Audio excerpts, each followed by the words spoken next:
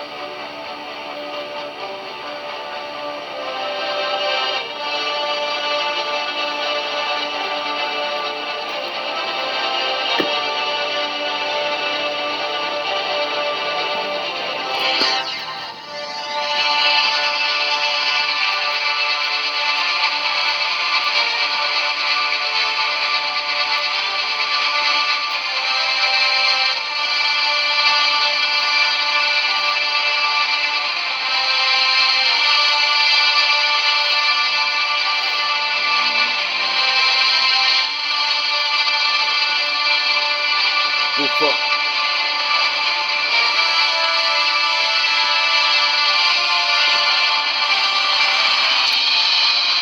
Salute to the ninjas.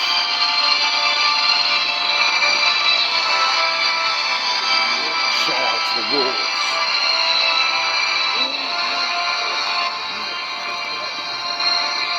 So, just watching my last video, I think it's on it, and I realized I was trying to explain something that's very easy yet difficult to explain. The relationship between man and woman.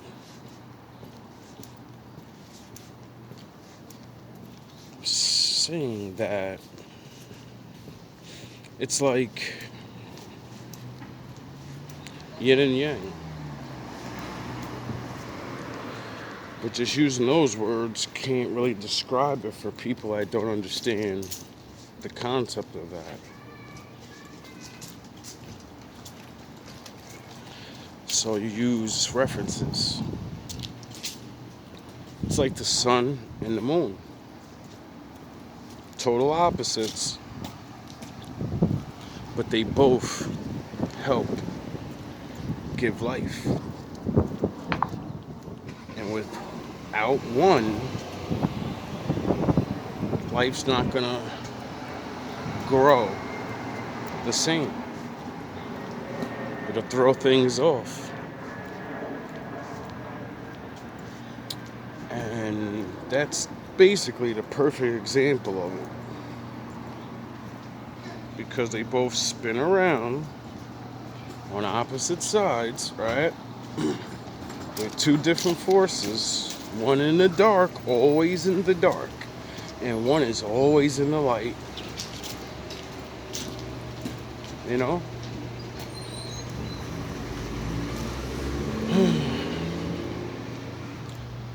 But that's like mechanical. That's like saying men need women and women need men to have a baby. You know? That's not a good enough reason for some people. Because life is very difficult. You know? So for me, to explain it further, I would have to go into like things that antibiotics, sound the horns, antibiotics to a cut. It's gonna clean the wound, right?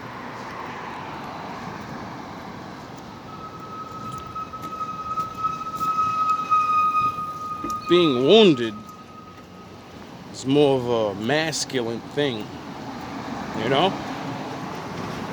Women get wounded too. Trust me, I understand, ladies. But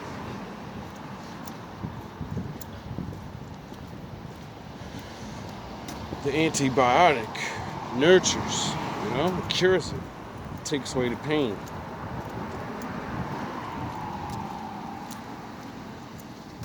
So it's like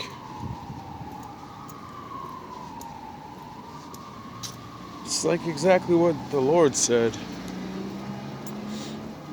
I think that's the best way for me to describe it. Because it's not just love. When I say men and women need to be together, I don't think everybody does neither. You know? Sound the horns. But when the Lord made Adam sound the horns, he basically did what any good father would want to do. Give his son something that's his. You know? His own little playground. His own sound the horns. His own world. Alright? And when he did that, Adam was happy. But even though Adam had his own everything, he grew sad. He was missing something. He needed one more thing to make all of this shit worth having. The Lord presented him with his woman.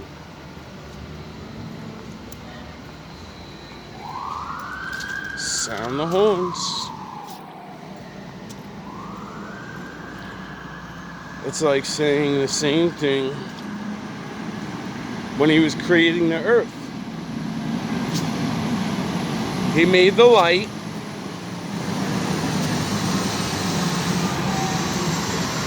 He made the sun. And to complete his work, he made the moon. The day and the night.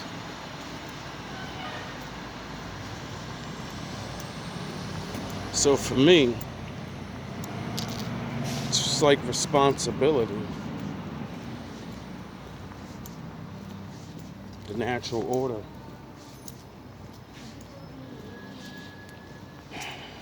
And those order of things, like I say, everything the Lord does serves more than one purpose. The sun could be your best friend or your worst enemy. The moon, the darkness, can hide you from your enemies. Or, keep you in the darkness. Who wants to be in the shadows forever? I don't even think the Lord wanted that. He kind of came up out of there on his own. So, sound the horns. I guess love or relationship, responsibility between a man and a woman goes deeper than those words. How far? I don't really care. I just know what it feels like. Even if the other person probably didn't feel what I felt. Sometimes I believe anyone that lost anyone wonders, how much did they really love me? Was it all games? I think everybody does that, even if you're with somebody. I think everybody asks that question. I don't think there's nothing wrong with that either. Because I always believe there's always one.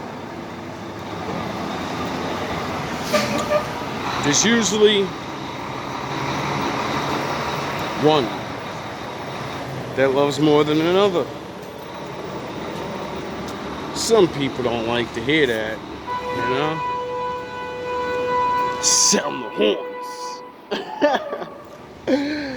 But, I know I was one of those people. And then I read the Bible. And the Bible said that this woman that I'm looking for supposed to get her to respect me. And then I was like looking for that word love. I was like, where is it? Wait up. Wait up. Why is it saying I'm supposed to love her? The fuck? It's kind of fucked up. I'm like, wait up. There's got to be some type of something wrong with this. Is this one of the messed with scriptures, or people be saying? Because according to Pastor Porkchop and most other religious people, everyone's supposed to love everyone. And when you read, and it doesn't say that, the whole free will thing. So then that gets blown out of your mind. And then you think like, relationship wise, why wouldn't my wife have to love me? And then I thought about my relationships. And I started remembering going over sound the horns, going over different arguments, or thinking about fights and stuff, right? Petty arguments, serious ones. And I always remember saying to myself, why won't she trust me? And why doesn't she respect what the fuck I'm saying? And I realized, since that's the thing I complained about the most, that's what the Lord must have meant. Because a man doesn't care if you love him. Truly. Why? You can love my words. You can love the way I look. But there's always someone better. If you respect me, a woman's not going to respect every man. Respect breeds automatic loyalty, because respect is something that a woman feels, because you do things, your actions, your solid performance, who you are, makes her feel things, and that shit stuck to me. Sound the horns. And that's when I began to try to understand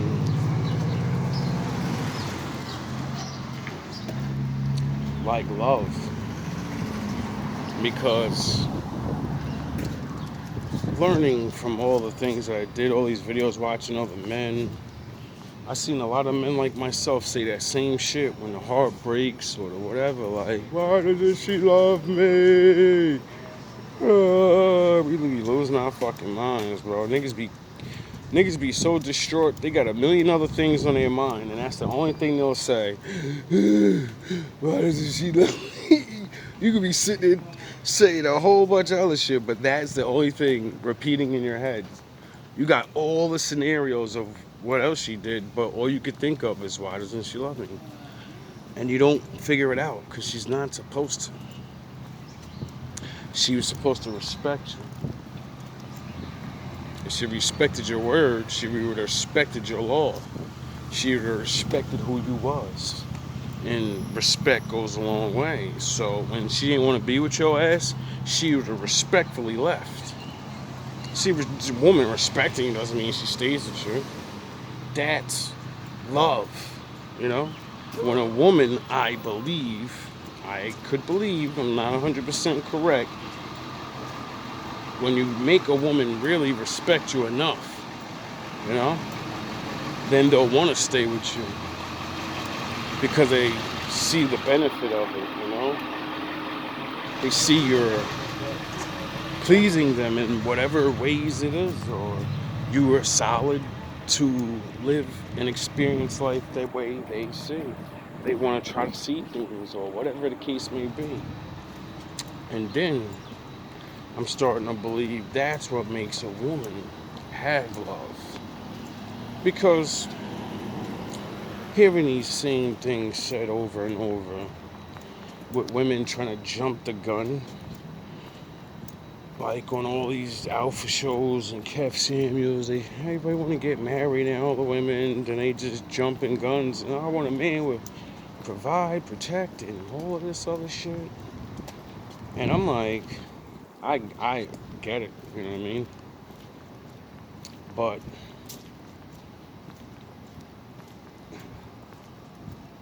a man knows it takes time. You know, a man has, I would presume, has his shit together. That doesn't mean in his mind he thinks, oh, I have things, so I could just get one of them. No, he ain't dumb. It takes time. You ain't gonna respect a nigga because he has things. You'll be with a man because he has things. You ain't gonna respect him because he has things. That's the fucking difference. So, I think relationships, besides just children, because everyone's always gonna go to that, you know what I mean? The future and all that. Hey, my father didn't make everybody to have kids, so what about them? What about those people? What about the people that run out of time and shit, you know? Their life's supposed to be fucking devastated and defeated and have no other mission? No. Like I said, the sun and the moon serve its purpose just by being what they are. They change things. They change people. They make people happy. And they make people sad. A lot of people do a lot of complaining about the sun.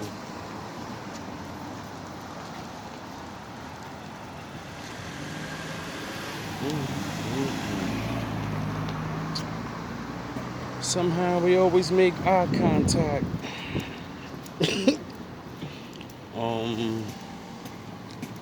I was going to ask you, remember when you went up there to welfare? Do they what you got to print to show them that the rent is a little? I think just how much your rent is, ID, and where you work. Do you not have to bring your pay stuff like? Probably, yeah. Yeah. Oh Lord, sound the horns.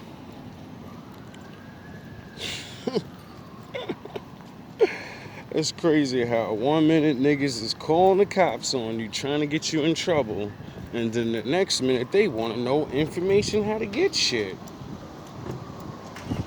See my wolves and my ninja? You don't have enemies. You are an enemy to other people for existing. But just because you become someone's enemy doesn't mean you make them your enemy.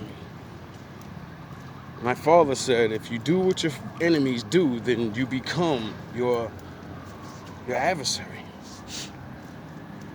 You know? It's crazy.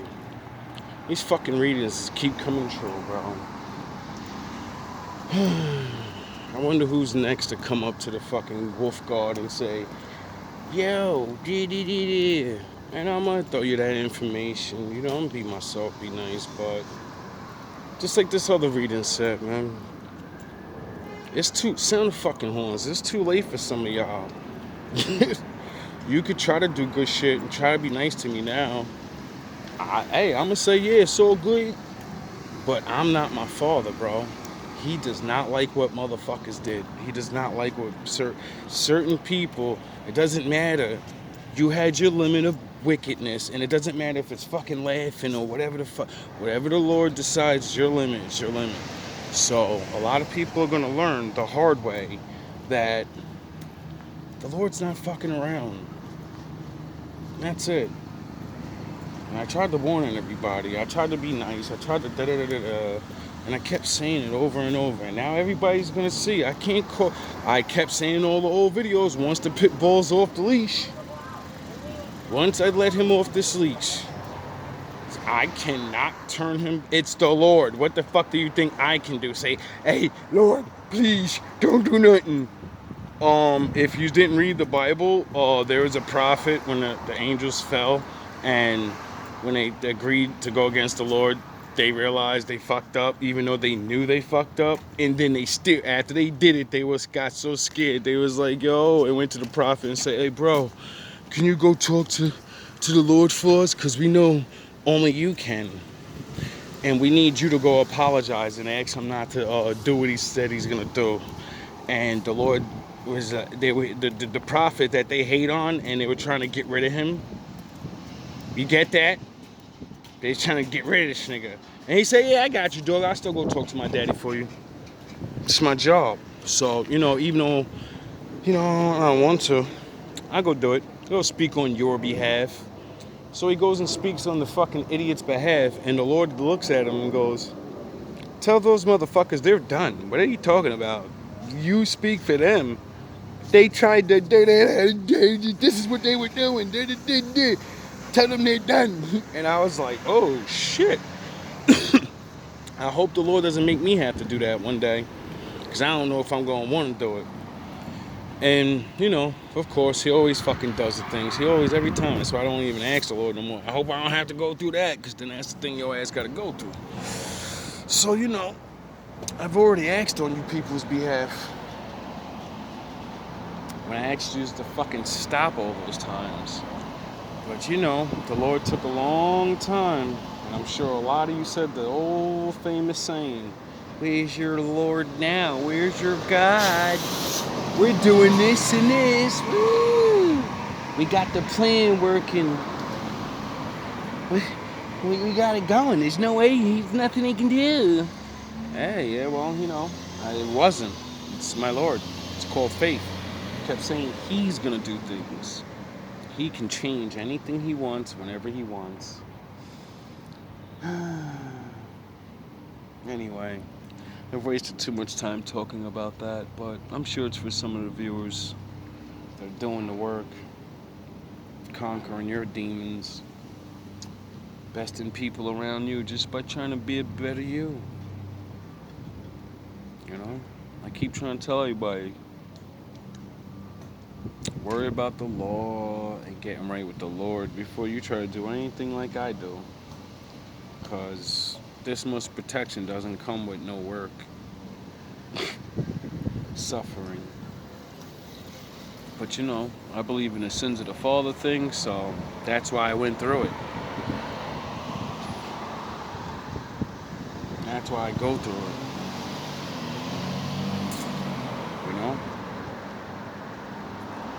But it's been worth it. You guys are watching, ain't you? I don't care if you're good or bad. You're watching. All love, all praise to the Most High.